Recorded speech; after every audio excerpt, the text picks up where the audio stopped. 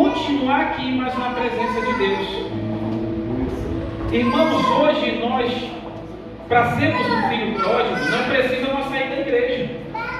As pessoas quando pregam, outra coisa que o Espírito Santo me chamava a atenção, é que quando algumas pessoas pregam sobre o filho pródigo, eles falam de pessoas que saem da igreja, mas que retornam para a casa de Deus.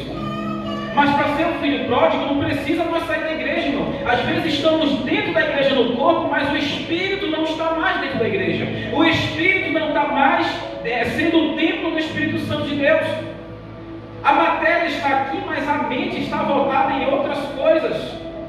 Todos os cultos a pessoa está na igreja, todas as quartas, todas as sextas, todos os domingos, todas as células, todas as orações, mas não está em um momento conectado com Deus. Ele está se afastando da presença do Senhor. Aquele jovem, aquele garoto, mas moço, como diz a Bíblia, eu entendo que ele tinha muitos projetos, irmãos, ele tinha muitos sonhos. Imagine você ser herdeiro de uma herança milionária, aí já fica pensando, né, rapaz, quando eu tiver meu dinheiro, eu vou comprar isso, vou comprar aquilo, vou ter uma casa grande. Se nós trazermos para o dia de hoje, a pessoa diz assim, eu vou ter uma mansão, vou para Disney, né? Vou lá ver o Mickey, Pato Donald. Os crentes já falam, vou lá em Israel, vou ver lá onde Jesus pisou, vou andar na terra que Jesus andou. Não é verdade? Quando a gente pensa assim, não, quando eu tiver muito dinheiro, eu vou fazer isso, eu vou viajar, vou comprar um carro bom para mim, vou comprar uma casa boa, vou ter uma mansão grande. Mas poucas pessoas, se chegar a uma situação dessa, vão lembrar de Deus e saber que quando ela chegou lá, foi porque Deus permitiu e Deus colocou. Porque aquele jovem, quando ele começou a projetar os seus sonhos devido à herança, quando ele começou a projetar o seu futuro, começou a pensar no que fazer, ao mesmo tempo ele pensou que ele sozinho não chegaria lá. E aí entra uma outra situação na nossa vida, irmãos, que é interessante, porque na hora que você tem algo a oferecer, aparecem várias pessoas do seu lado.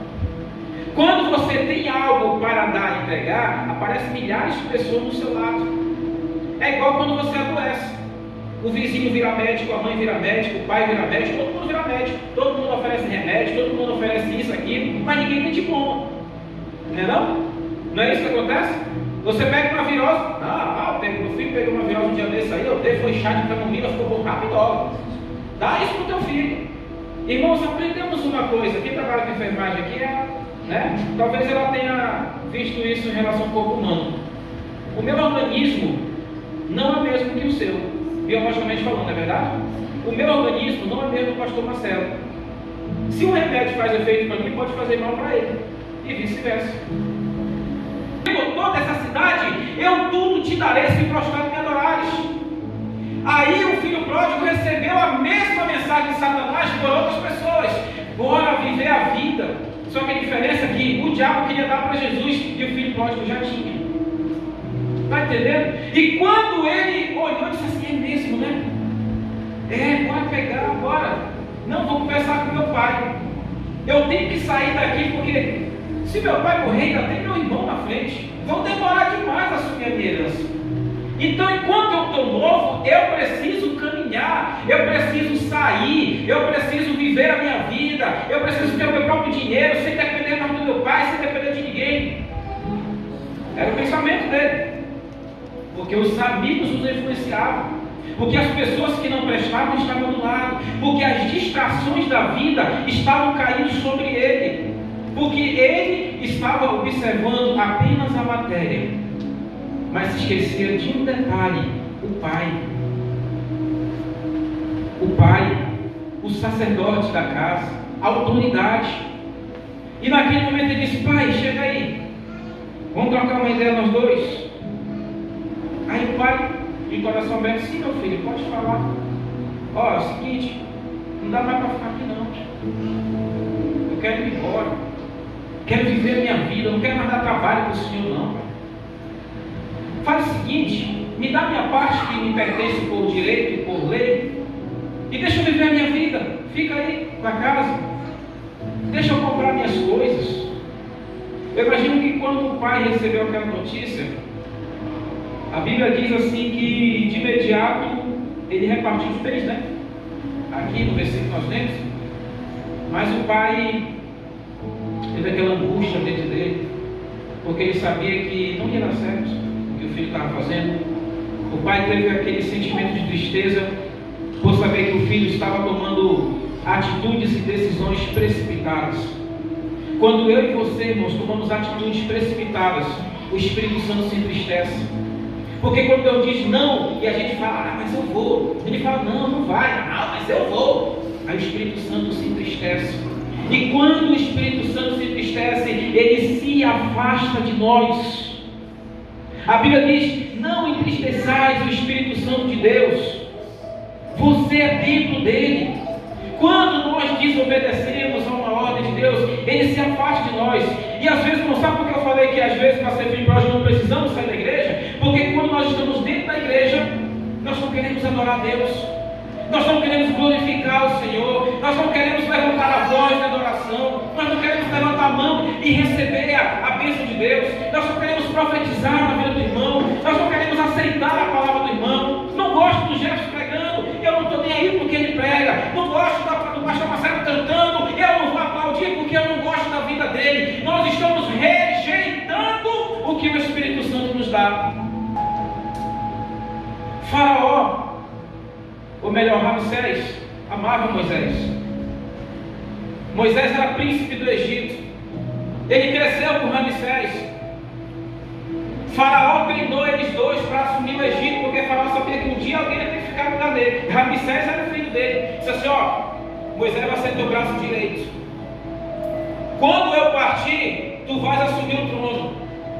Mas Moisés vai estar aqui contigo. Faraó partiu. Ramsés ficou, mas Moisés não. Deus tirou ele de lá. E quando Deus tirou ele de lá, disse: Moisés, vai falar o que eu te mando. Ele disse: mas como é que eu vou falar que eu não sei? Tu vai falar com ele. Ele disse: eu não vou. Tu vai falar. Ele disse: eu não vou. E Deus: tu vai falar. Ele disse: agora eu vou. A Bíblia diz que na terceira vez Deus se irritou com Moisés. Mas sabe o que é interessante, irmão? Tem hora que Deus complica para nós, como seres humanos. Ele disse: Moisés, vai falar com ele lá, que quando tu for, eu vou endurecer o coração dele para ele que não acredite em nada que tu fala. Aí eu fico imaginando Deus dizer: se tu for endurecer o coração dele, eu vou fazer o quê? Né? A intenção de Deus, irmão, não era Faraó, não. Deus não queria nada com Ramsés. Deus queria o povo dele que estava preso. Deus queria que o povo voltasse a acreditar em Deus. Está entendendo? Assim é a nossa vida. Quando nós recebemos o nome de Deus, nós não podemos dizer não. Quando Deus manda assim para nós: vai para cá, nós temos que ir para lá, igual foi com Abraão. Os planos de Deus, irmãos, vamos aprender uma coisa: que a teoria de Deus, a lógica de Deus, ela foge do nosso pensamento humano. Porque a Bíblia diz que Ele pega os pequenos para confundir quem? Os grandes. Ele pega os fracos para confundir quem? Os fortes. Ele pega os loucos para confundir os sábios. Na lógica de Deus, para nós parece que não vale, não tem sentido. Não é mesmo? Deus pega as menores coisas e faz coisas grandes. Os últimos serão os primeiros. No nosso ditado humano, os últimos serão os derradeiros mesmo. Quer ver? Se a igreja estivesse cheia, depois que eu terminasse de pregar, eu tinha mais café. Ia ser o último. Ia chegar ali e já tinha acabado. Não acaba não, deixa eu ver. Continuei, né? A Bíblia diz que o pai então partiu a herança e disse para o filho mais velho: toma a tua parte, e o mais novo: toma a tua parte. Se é isso que tu quer, vá. Agora, para as pessoas que gostam de sair da igreja, no geral: não gostei do que o irmão fez para mim, vou sair da igreja e vou para outra. Deus fala, vai. Deus não vai impedir, mas vai sofrer, vai apanhar. Aí vai virar um filho próximo mesmo, aí vai retornar. Deu então a sua herança e começou a farra. Vou dizer: bora pra balada, bora pra night, né? Aí o filho pródigo diz assim, mas bora pra noite, bora curtir.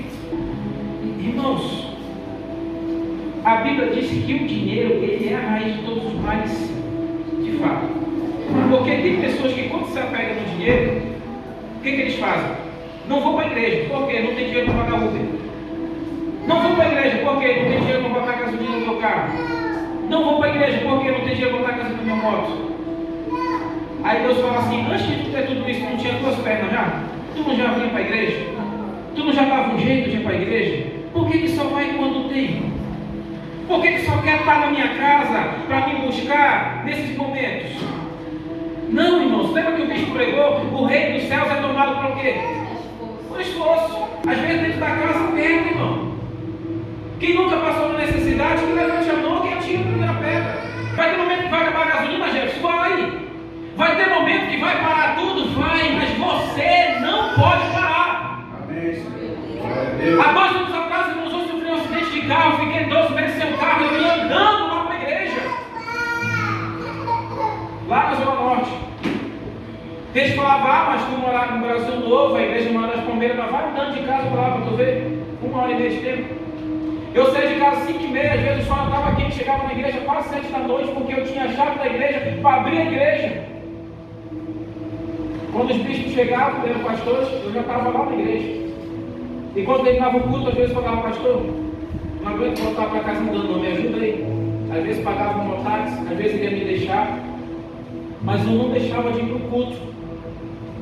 Quando a Radassa nasceu e minha esposa, a gente morava aqui na casa da minha sogra, a gente ia para a igreja, saía daqui 4h30 da tarde, para pegar um ônibus lotado, uma criança de colo, as pessoas não levantavam para nós sentar com a criança de colo, a gente ia se apertando no ônibus, pegava sol, pegava chuva, chegava primeiro na igreja, só perdia para o Pai, para o Filho e para o Espírito Santo, mas no resto da igreja chegava sempre primeiro. Eu sempre tinha a chave da igreja, toda a igreja que eu congreguei.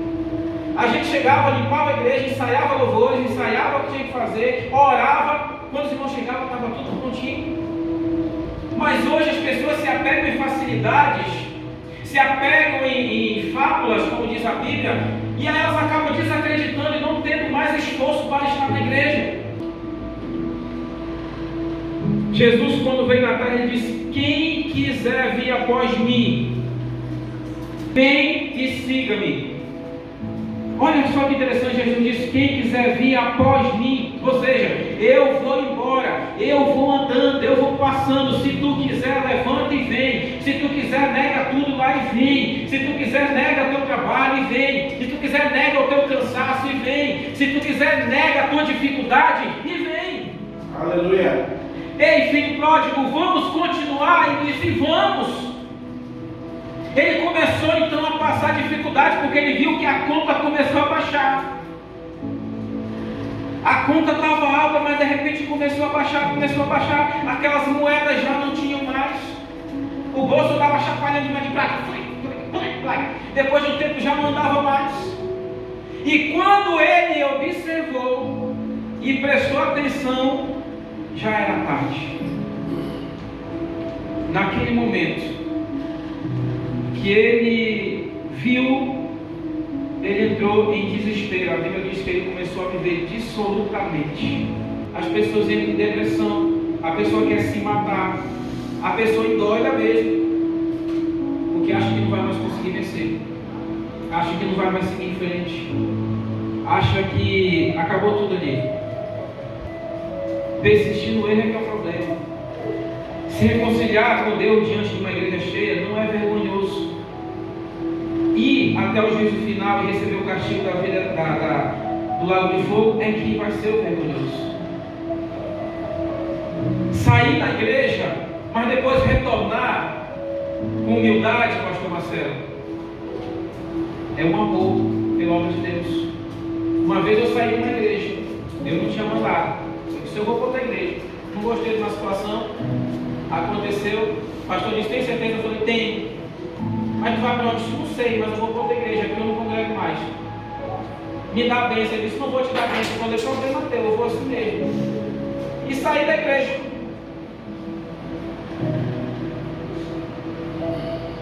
Tempos depois o pastor começou comigo e disse: como é que tu está? Eu falei: estou bem. Dá aquele sorrisão. Mentira! Dentro de mim estava só uma tristeza. que tu estava assim. Eu falei, sonhou porque tu quis. A Bíblia diz que das muitas preocupações vem o sonho. E tu estava preocupado comigo, então tu sonhou. Ele falou, filho, tu não está bem. Eu falei, tu não é Deus para saber meu coração. Mas eu não estava bem. Eu saí da igreja por causa de picuinha, por causa de briga, cara, por causa de algo que eu não gostei, gente. Eu começava a tocar, eu era só baterista na época, né? E tocava, e digo, mas quanto mais eu toco, mais me fica. Nesse dia eu senti o quarto tremer. Naquele momento eu senti Deus sentado na minha cama. Ele disse, agora abaixa a cabeça que quem vai falar sou eu. E eu disse assim, tá bom. Mas depois eu vou falar. Deus disse, cala a boca, que vai só escutar. Irmão, sempre no meu quarto, Deus me deu uma taca. Daquelas que a Maiara já foi assembleiana, daquelas que o assembleiano treme, Maiara. Quem já passou pela assembleia sabe, aquelas tacas assim, quando o pregador vem mesmo, que dá lá no osso, vai, raspando tudo aqui dentro. E eu calado, irmão, dentro do meu quarto, e aquele negócio falando comigo. E eu sentia que aquilo ia assim, me rasgando por dentro. E eu disse, Deus tá bom, então tá não. Só vai parar quando eu terminar agora. E ó, taca para 10 pegou só eu. Quando terminei a oração, e eu levantei daquele lugar, do meu quarto, eu me sentei na cama. Eu disse, o que eu estou fazendo da minha vida? Por que está assim? Por que eu estou indo para outro lugar? Aí eu fui lá com o pastor que teve um sonho comigo. Eu disse, pastor, ele falou, já sei, Deus já veio aqui e já me falou. Tu vai voltar para a igreja. Eu falei, não, eu queria saber qual era o sonho lá que tu teve. Olha como eu estava. Ainda estava bem duro. Ele disse, filho, eu sonhei assim, desse jeito. Aí eu sonhei que tu estava dentro de um quarto. E quando tu estava dentro de um quarto, Deus ele falava contigo dentro de um quarto. Eu disse, pastor, eu sou desse jeito, o senhor sonhou isso aí? O senhor não estava lá em casa não? Ele falou, filho, Deus só falou tudo. Ele falou, volta. Sabe o que ele disse para mim? Volta, filho pródigo. Tu estás vivendo dissolutamente. Volta. E eu voltei. E quando eu voltei, a igreja me recebeu de braços abertos. Glória a Deus. Todos aplaudiram, todos me amaram, todos me abraçaram, todos me deram palavras de conforto. E eu voltei a fazer o que eu fazia dentro da igreja que eu estava. Por fora um sorriso que virava o rosto, por dentro uma tristeza, porque ele lembrava, quando eu estava na casa do meu pai, eu tinha tudo, lá eu não dependia nem de qualquer coisa não, lá se eu instalasse o dedo, vinha até os moços me servir, lá os servos serviam, se eu estava dentro do meu quarto e precisava me alimentar, vinha um empregado e me dava o que comer, se eu estava lá na sala e quisesse beber água, e eu instalasse o dedo, vinha um empregado e me dava o que beber, se eu estivesse lá na casa do meu pai, eu comia do bom e do melhor, lá na casa do meu pai, eu tinha tudo, lá na casa do meu pai, tudo era colocado diante de mim, eu escolhia entre ouro e prata. Aqui eu só como as coisas de lama, aqui eu só como as coisas que não prestam, aqui só tem o resto, tudo que eu tinha acabou. Já sei, vou lá com meu amigo, chegava, amigo, eu preciso disso daqui. Ele disse, não, o dinheiro acabou, eu posso trabalhar aqui. E o cara disse assim, se quiser trabalhar, é junto com os porcos. Ah, mas eu preciso comer, o que eu jogar para o porco, tu vai e come. Irmãos, imagine a cabeça daquele jovem pensar, eu tinha tudo do bom e do melhor, hoje eu estou comendo só as coisas que os porcos comem, as coisas que não prestam, as coisas que fazem mal. O que eu estou fazendo da minha vida? Por que eu vim parar neste lugar? Porque eu acreditei nas fábulas do mundo, por que eu acreditei em pessoas que não deviam? O meu pai me dava conselho, o meu pai me aconselhava, o meu pai falava, mas eu tapei meu ouvido e fui para onde não devia. Aleluia, Senhor. E hoje nós estamos dentro da igreja, irmãos, e tem pessoas que lembram, o pastor pregou, o missionário pregou, a irmã cantou, o pastor orou por mim, o bispo falou que o reino de Deus é por esforço, mas eu não me esforcei, mas eu abandonei, mas eu caí, eu deixei, eu abandonei o primeiro amor, e eu quero voltar a praticar as primeiras obras. Glória a Deus.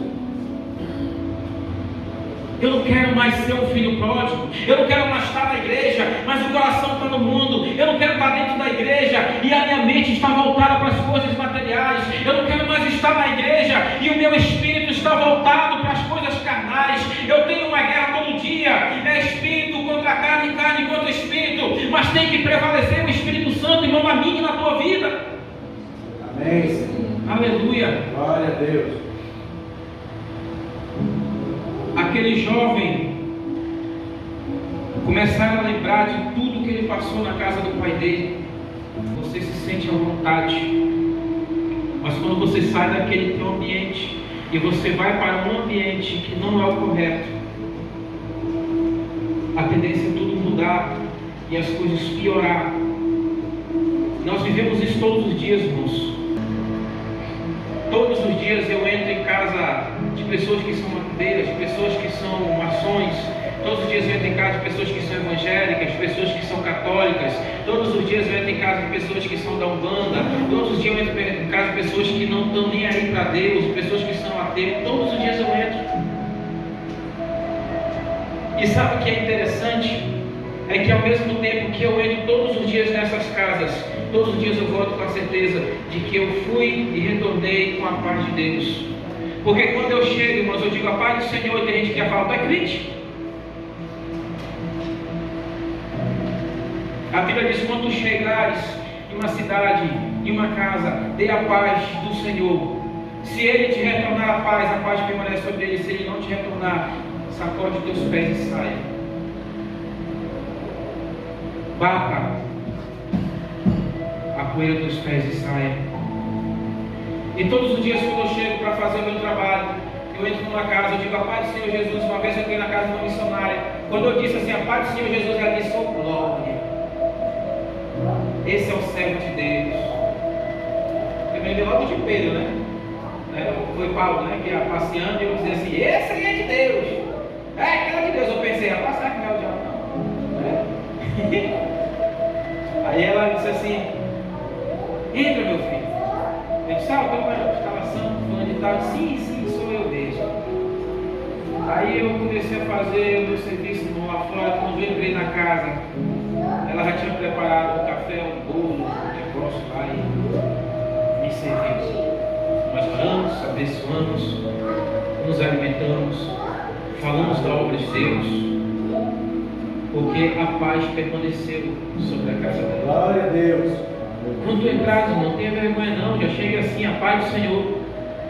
Quando nós entramos em um lugar onde o espírito maligno está, quando você entrar, ele vai começar a tremer na base, porque você chega cheio do Espírito Santo. Amém. Aí você é até mal falado, né? Igual naquele dia da pastora Jace. Essa daí tem cara de ser soberba, parece riquinha.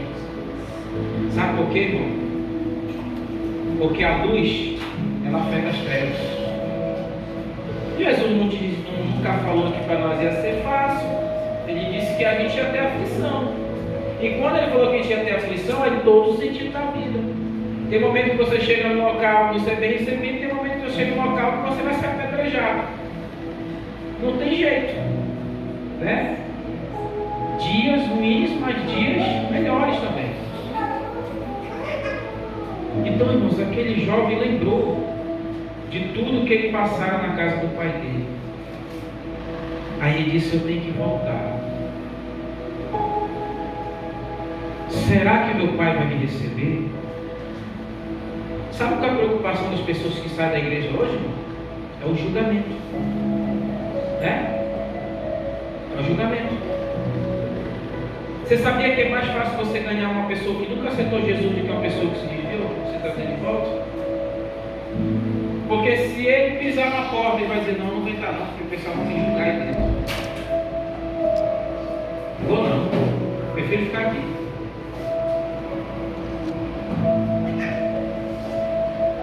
E aí aquele jovem pensou: será que meu pai vai me receber? Será que eu ainda vou ter o mesmo espaço de antes? Será que eu vou ter a mesma regalia de antes? Ou melhor, será que eu vou ter o orgulho do meu pai ainda? Porque aqui eu só estou comendo lama. Até os servos dele comem coisa boa lá. Quer saber? Eu vou arriscar e voltar. Irmãos, tudo que eu e você temos não é nosso, tudo é do Pai. Tudo é de Deus. Glória a Deus. Tudo é dele.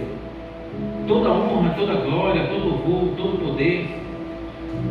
Jesus disse que na nossa mão nós temos poder e nós faremos obras melhores e maiores do que a dele, mas no nome dele. O que falta para nós é determinar com autoridade. Só que quem aprova é Deus. Porque ele disse: farão obras maiores que a minha, mas em meu nome. Em meu nome, Jesus. Aí o filho pródigo pensou: vou lá. E ele olhou de longe, avistou a casa dele e o pai dele lá na janela.